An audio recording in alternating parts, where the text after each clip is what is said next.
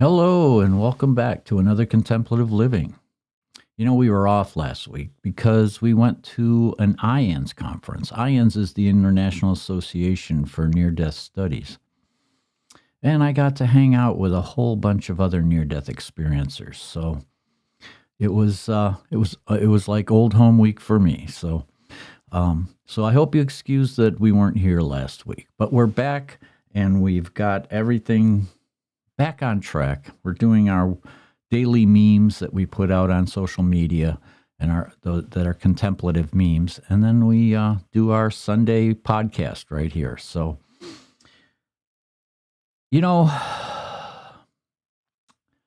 Spirit said to me once, be cleanly and clearly present in the face of the mess.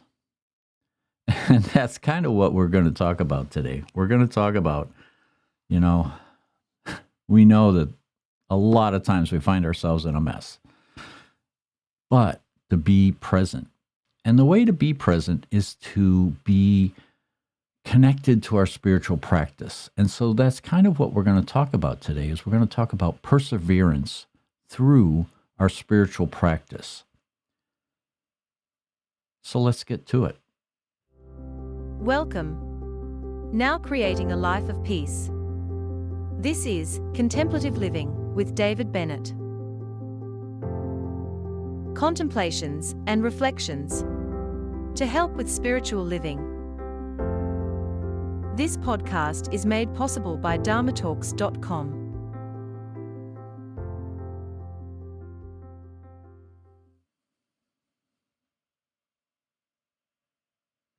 All right. Well, I was talking to a client the other day, and this, kind of goes towards perseverance in our spiritual practice.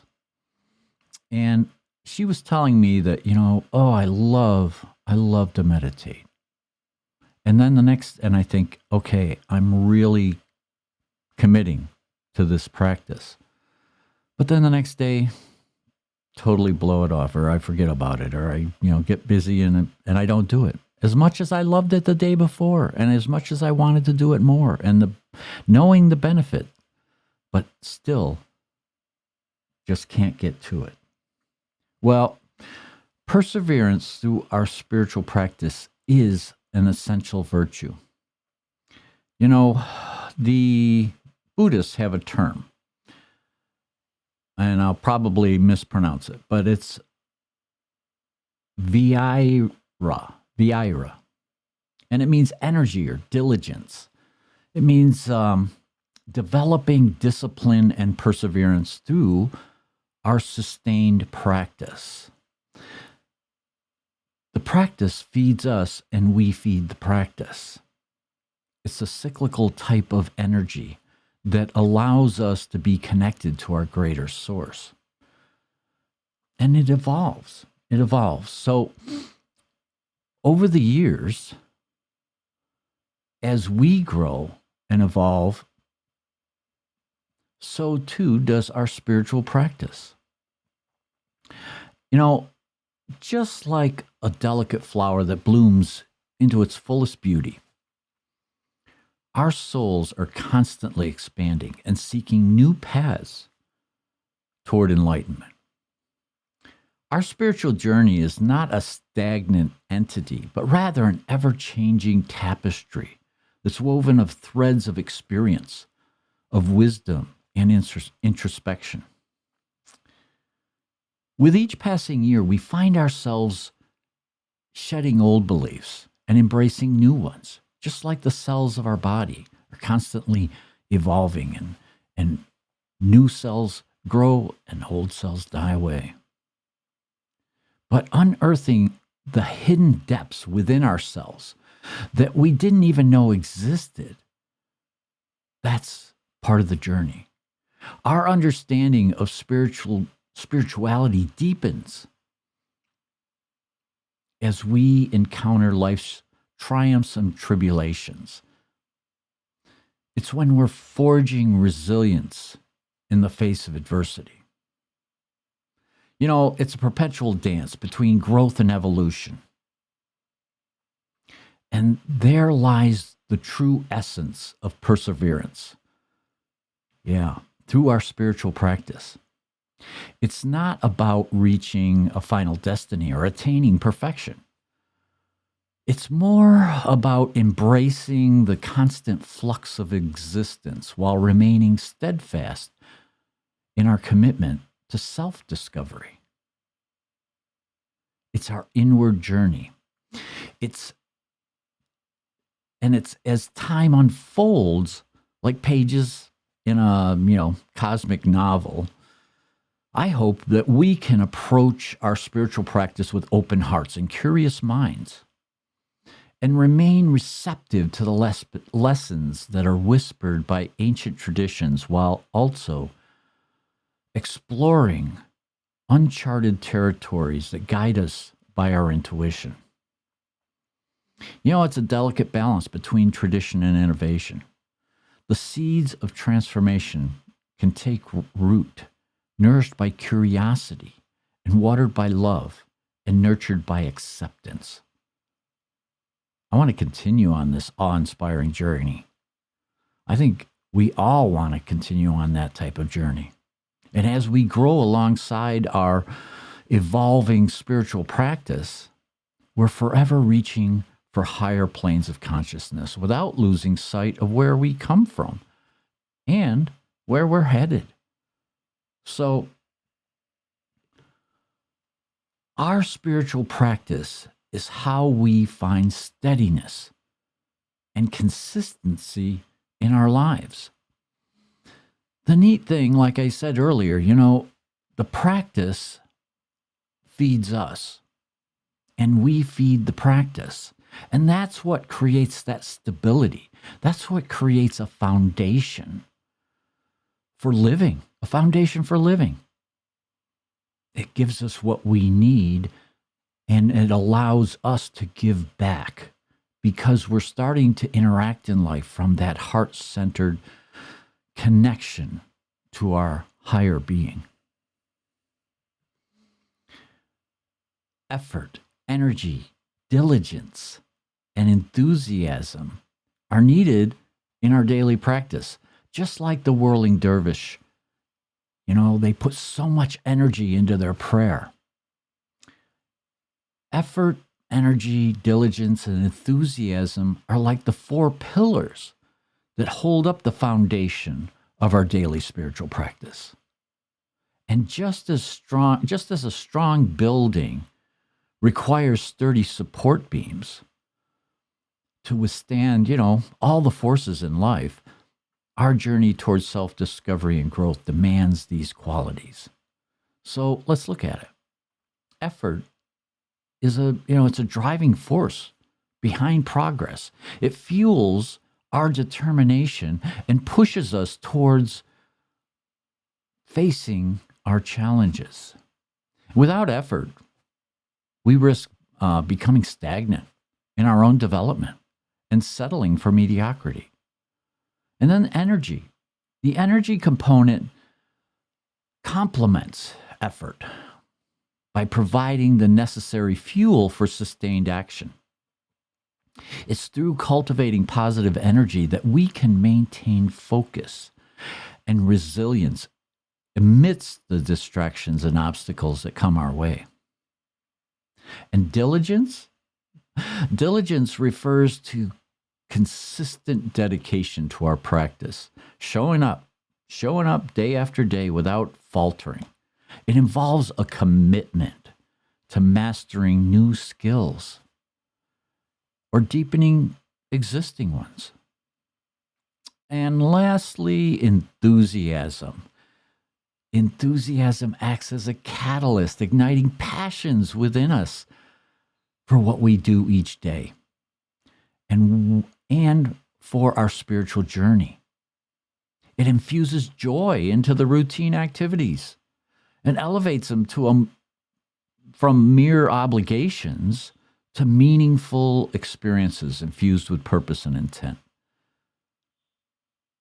Incorporating effort, energy, diligence, and enthusiasm into our daily lives sets the stage sets the stage for us to continue to move forward in a positive way. So begin to practice nurturing good mental states in the garden of your mind and root out the bad ones. That's one of the things that a good meditative or contemplative practice allows you to do. It allows you to see those mental strings that we tend to hang on to or pull on that are resonating healthy benefits for us or something that's not good for us. And so it's once we are able to recognize that, we're able to discard what's not good for us, discard what's not healthy for us. Many times we want to keep those resonant thoughts, those resonant mental states that aren't good for us because we get swept up in the circumstances and we don't even realize that we're grasping onto something that isn't good for us. But once we quiet our minds and we take the time to nurture good mental, then it becomes very obvious of what's healthy for us and what isn't. Now, no moment is wasted on the path. And the truth we're after is found in the middle of living. We often find ourselves fixated on reaching a specific destination or achieving certain goals, believing that only then will we uncover profound truths about ourselves and our purpose. But what if I told you that these moments of striving, they're not where enlightenment lives? The true essence of our spiritual journey resides within the fabric of everyday existence. It's in those seemingly insignificant moments that hold whispers of wisdom. It's easy to overlook the power they possess. After all, it's during extraordinary events or transformative experiences that we anticipate finding answers. And when we embrace each step along our path with presence and awareness, we become attuned to life's subtle teachings. Whether it's savoring the warmth of morning sunlight streaming through our window, or finding solace in a heartfelt conversation with a friend, these simple instances carry immeasurable significance.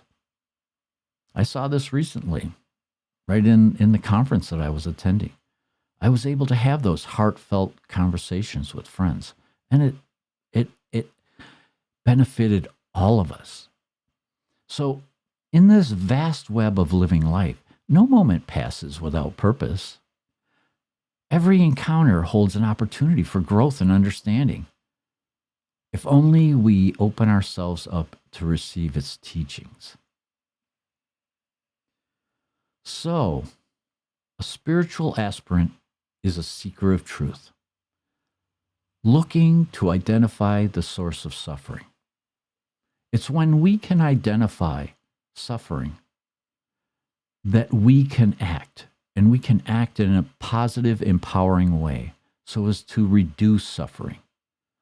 We're human, and we do human things. So suffering, we see it all over. Whether it's brought on by human, or whether it's brought on by nature, or it just happens. We can see it, but we can also help to reduce it. That's part of our purpose. Part of our purpose here on life, in this life, is to help reduce the suffering. So, we've talked a lot about perseverance. We've talked a lot about what we need to do in our practice. But it's, again, feeding our practice feeds us. It gives us what we need in order to go out into the world and to interact with our fellow humans and family and society. It helps us in our workplace. It helps us when we're playing. It helps us to be centered and calm and peaceful, so that as we go about our activities, we can be mindful and we can look to help and be of assistance and not contribute to the suffering. I hope you have a blessed week. Namaste. Thank you for listening today to Contemplative Living with David Bennett. Please be sure to subscribe, listen, and share with your friends wherever you listen to your podcasts. You can find us on YouTube, Apple Podcasts, Spotify, iHeartRadio, and the Podbean app. You can find the links to these on David's website, dharmatalks.com, on the Contemplative Living page. Have a blessed week.